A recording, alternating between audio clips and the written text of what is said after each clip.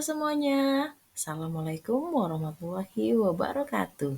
Tabi pun, perkenalkan saya Bina Yusa MPD dari SMP Dharma Bangsa Bandar Lampung. Saya calon guru penggerak angkatan 11 tahun 2024. Pada kesempatan ini, saya akan memaparkan demonstrasi kontekstual penerapan segitiga restitusi modul 1.4 tentang budaya positif. Ada dua kasus yang akan saya paparkan berdasarkan penerapan segitiga restitusi. Sebagai informasi, segitiga restitusi adalah proses menciptakan kondisi bagi murid untuk memperbaiki kesalahan mereka, sehingga mereka bisa kembali pada kelompok mereka dengan karakter yang lebih kuat. Restitusi juga merupakan sebuah proses kolaboratif yang mengajarkan murid untuk mencari solusi untuk masalah dan membantu murid berpikir tentang orang seperti apa yang mereka inginkan dan bagaimana mereka harus diperlakukan sebagai orang lain. Dalam menyelesaikan masalah dengan menggunakan restitusi akan menumbuhkan budaya positif dari dalam diri anak. Dalam segitiga restitusi ada 3 tahapan. Yang pertama adalah menstabilkan identitas. Pada tahapan ini, berdasarkan prinsip, membuat kesalahan adalah bagian dari proses pembelajaran. Yang kedua, menggeser identitas murid dari identitas gagal ke identitas yang sukses. Artinya, seorang murid akan belajar dari kesalahan dalam sebuah proses pembelajaran. Bagian kedua dalam segitiga restitusi adalah validasi tindakan yang salah. Pada bagian ini, berdasarkan prinsip bahwa setiap perilaku siswa adalah upaya memenuhi kebutuhan dasar.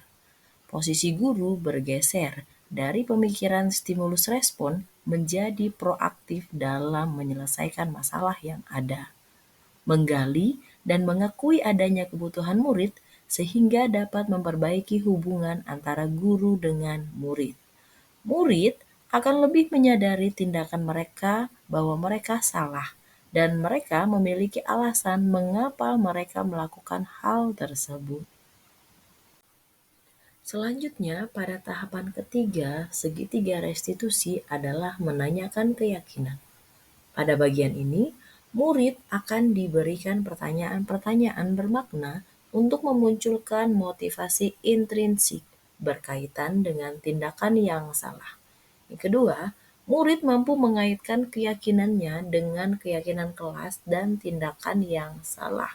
Dan yang terakhir, murid mampu menciptakan kesadaran murid untuk menemukan konsekuensi atau solusi yang dapat dilakukan untuk tindakan yang salah.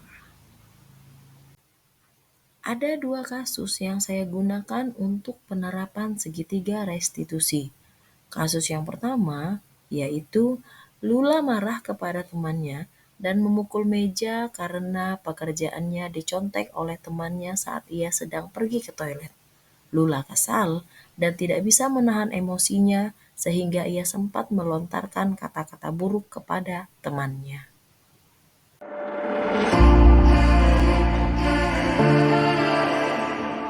Selamat siang Zaka, Kaila dan Lula. Saya dapat informasi tadi siang ada problem di kelas kita pelajaran saya. Ada yang cerita dari kalian bertiga? Benar Miss, tadi saya mengajarkan tugas saya Miss pas saya lagi mainan. Apakah itu benar Zaka? Benar Miss, nanti tadi tuh balik dari profesor dulu dia manggilnya sama teman yang lain. Tapi dikira Lulus kan mau nyontek.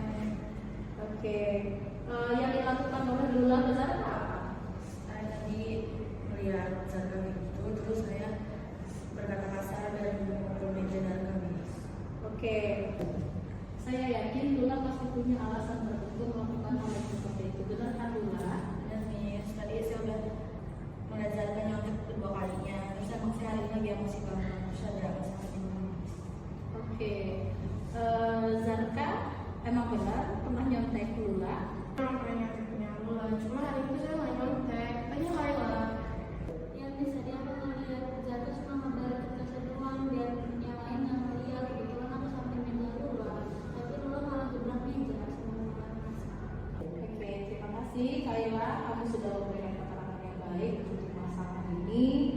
Nanti kembali ke kelas ya. Oke, balik dulu ke kelas. Oke, thank you Kayla. Saya sangat menghargai apa yang dilakukan Lula, dan alhamdulillah Lula juga tidak melakukan hal yang lebih buruk daripada ini. Oke, sekarang coba kita pikirkan, apakah tindakan yang kalian berdua itu sudah sesuai dengan keyakinan kelas kita? Menurut kalian berdua, apakah menjadi lebih sabar itu ada manfaatnya? Oke, penting nggak buat kalian kira-kira? Kalau menurut kamu penting, keyakinan kelas apa yang harus kamu lakukan kalau berhadapan dengan hal yang serupa? Saya akan disadar dan tidak terus ngelakuin hal serupa. Bagaimana dengan Zarka?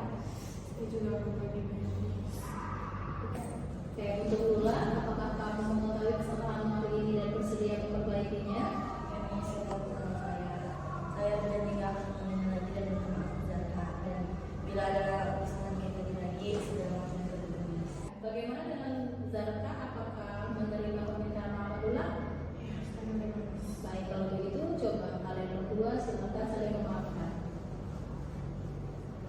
Oke, sekarang masalahnya sudah selesai dan semoga kalian berdua menjadi teman yang baik lagi di kemudian hari, dan jangan lupa selalu ingat apa keyakinan kelas kita dan harus selalu kita taati.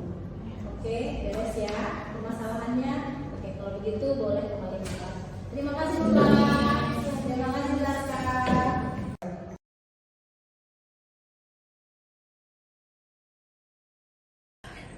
Saya merasa senang terhadap tanggapan Miss Yusa tadi terkait permasalahan tadi dan merasa dilibatkan saat diskusi. Dan saya bisa lebih terbuka lagi menceritakan semua perasaan saya. Saya sadar melanggar kesepakatan kelas dan akan belajar untuk tahan emosi ke depannya. Selanjutnya, untuk kasus kedua sebagai contoh dalam penerapan segitiga restitusi adalah Edra sering mengejek nama orang tua dan nama teman-temannya di sekolah. Edra sudah mendapat teguran dari guru kedisiplinan, tetapi tetap saja Edra masih saja melakukan hal yang sama.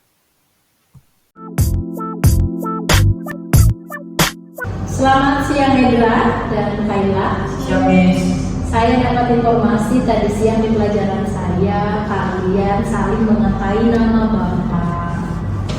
Ada yang mau cerita? Edra, kenapa kamu melakukan itu Edra? Awalnya saya mau bercanda sama Kayla, tapi mungkin cara saya terlalu berlebihan. Oke, jadi kamu ingin bermain saja dengan mereka, bercanda. Iya, Miss. Oke, saya yakin kamu pasti punya alasan tertentu kenapa melakukan hal seperti itu. Kenapa alasannya? Alasannya cuma ya sebatas canda doang, Miss. Ya gitulah.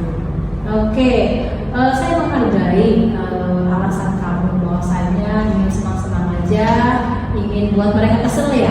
Iya, Miss. Oke, ingin buat mereka kesel. Terus, ya alhamdulillah juga kalau memang hanya mengatai saja dan tidak melakukan intimidasi atau main pukulan fisik ya Naya. Oke, sekarang coba kita pikirkan sama-sama. Apakah tindakannya si Edra mengatai nama bapaknya Kayla itu sudah sesuai dengan kesepakatan kelas kita? Tidak, Miss. Menurut kalian berdua, keyakinan atau kesepakatan kelas apa yang sudah dilanggar sama Edra hari ini? Saya menghormati dan menjaga ketertiban kelas, Miss. Oke, untuk Kayla sendiri terima nggak kalau dikatain sama Edra sama bapak?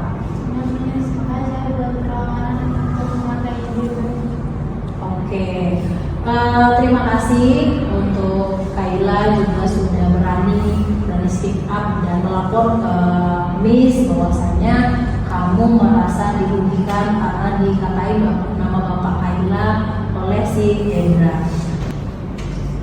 Sekarang mari kita pikirkan bersama, kira-kira dari tindakan kalian berdua tadi saling mengatai nama bapak, keyakinan kelas apa yang sudah kalian berdua langgar? Saya menghormati dan menjaga ketertiban kelas, Miss. Oke, saling menghormati dan menghargai juga menjaga ketertiban kelas. Apakah itu masuk ke dalam keyakinan kelas kita? Oke, apakah kalian berdua bisa berjanji untuk saling menghormati dan juga menjaga ketertiban kelas untuk tidak saling mengata-ngatai lagi? Janji ya.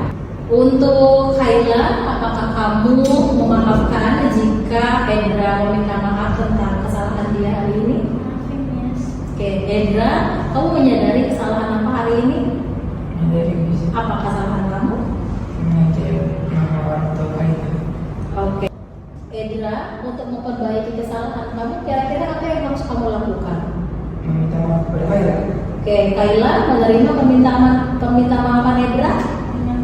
Oke, coba silakan coba saling memaafkan. Oke. Apa kesepakatan untuk kedepannya Edra? Kamu harus apa? Apa yang harus kamu lakukan ke depannya? Saya nggak boleh lagi mengakui pesan yang berlebihan ke teman-teman saya, Miss. Oke. Maukah kamu menjaga ketertiban kelas kita? Mau, Miss. Baik, kalau begitu terima kasih untuk Edra sudah berani mengakui kesalahan dan dia sadar bahwasanya sudah melanggar kesepakatan kelas kita.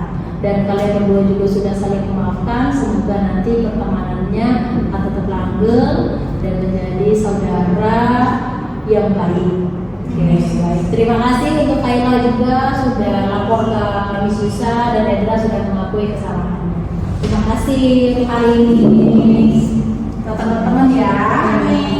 Senang ketika diajak berdiskusi dan terbuka berkaitan dengan kesalahan yang telah saya lakukan. Dengan begini, saya tidak merasa dipermalukan dan dihakimi dengan cara yang dilakukan Miss Yusa. Saya paham bahwa saya harus bisa menerapkan keyakinan yang telah dibuat bersama dan lebih menghargai dan menghormati teman-teman. Terima kasih Miss Yusa atas bimbingannya.